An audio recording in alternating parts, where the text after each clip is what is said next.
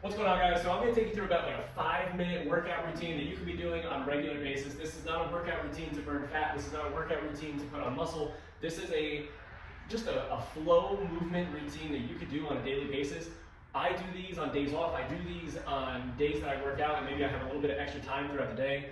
It's nothing crazy strenuous. I'm not guaranteeing any kind of results with this. It's just a feel-good routine, like I said, that you can do on a regular basis. Some of them are very basic, and that's the idea of my approach with fitness, is to keep it as basic and doable and realistic as possible, all right? So join in with me. Like I said, 4 or 5 minutes, that's all we're gonna do. Just a few movements just to get some blood flow through the body and hopefully increase range of motion throughout a daily basis. And again, you can do this every single day if it feels okay. So we're just gonna start trying to balance on one leg. If you can't balance, you can hold on to something. And then the idea of this is we're trying to kick up as high as possible so that we're lengthening the back of your legs. I'm gonna go for 12 reps. And then we'll switch over and we'll do the same thing on the other side. You know, start slow and control. Really try to get that muscle mind connection and try to get that stretch in the back of your leg. Again, if you can't do this, just balancing on one leg and it's throwing you off from the motion, then hold on to something, all right? Now we'll go side to side. Something that we typically don't do. Again, if you have to hold on to something, you can. We're trying to stretch out that whole hip flexor complex all through this area, and we're going relatively controlled. I know it looks like I'm going fast, but I'm able to control the whole motion if I need to. I'm not just letting my legs swing back and forth. Again, just another easy 12 reps. Again, keeping it super controlled. If you can't do it without holding on, you can hold on to something. It's not cheating. All right?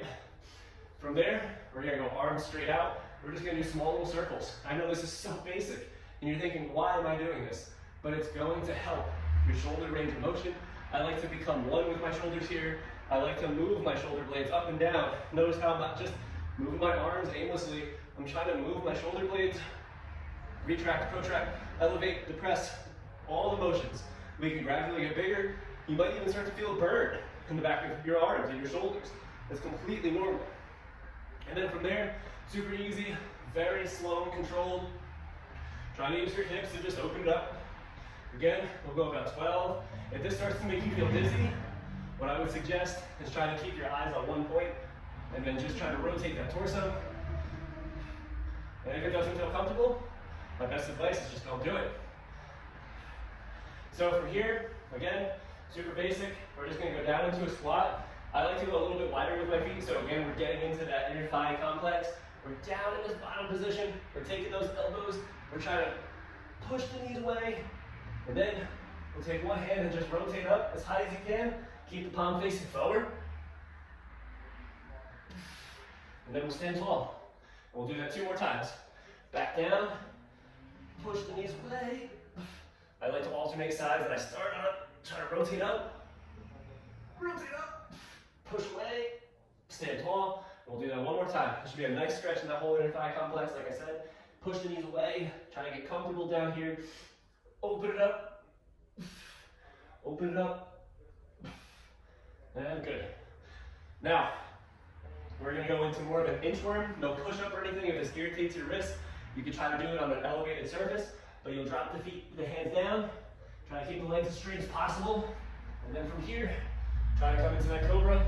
Nice, big, tall chest, stretch out that low back, drive through your back toes, drive the butt up, walk yourself back up. We'll do that 2 more times. Doesn't have to be crazy, just 3 reps. Feel that stretch in the back of your legs. Try to become one. Walk down. Maybe don't walk down as far. That'll get you more extension. And then drive back up. Stretch out the hand knees, push the knees back. Stand tall. Open it up. We'll do 1 more time. Back down.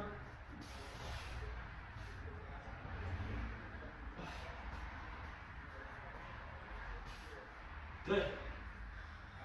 Then from here, easy, just lie down on the back. Iron crosses. We just lift the leg up, drop it as far as you possibly can. I always tell people it's like flossing your hips instead of flossing your teeth. Very important. We go 3 of these each way. Then we switch over. Same thing, try to point the toes, slow and controlled, especially on this bottom phase, because it's going to get into the inner thighs. You can let your head relax if you need to. I'm staying a little tense, trying to make sure the camera's on me. Get that stretch. And then, from here, we're gonna do hurdlers. So we try to rock the legs back as far as possible. And then we use that as momentum to get ourselves back up. Go 2. We'll go 3 each way.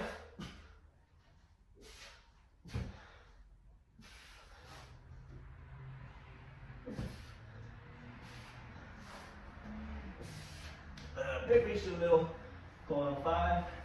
Good. And then from here, we're gonna lie flat on our stomachs. Again, we're trying to keep it super simple. Hands out to a T. Kick your foot as far as you can. Yep. Good. Switch over to the other side. Notice how I'm bringing my hand in as I switch sides, and that's gonna help me push through the ground a little bit more to get more of a stretch through the shoulders.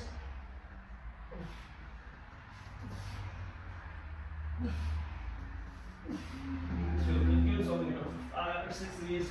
Good. Out of it. You put your one foot on the box, you drop your knee all the way down, and you just become upright. You can get crazy, but the main thing I want you to think about with this, you don't want to just push your chest back.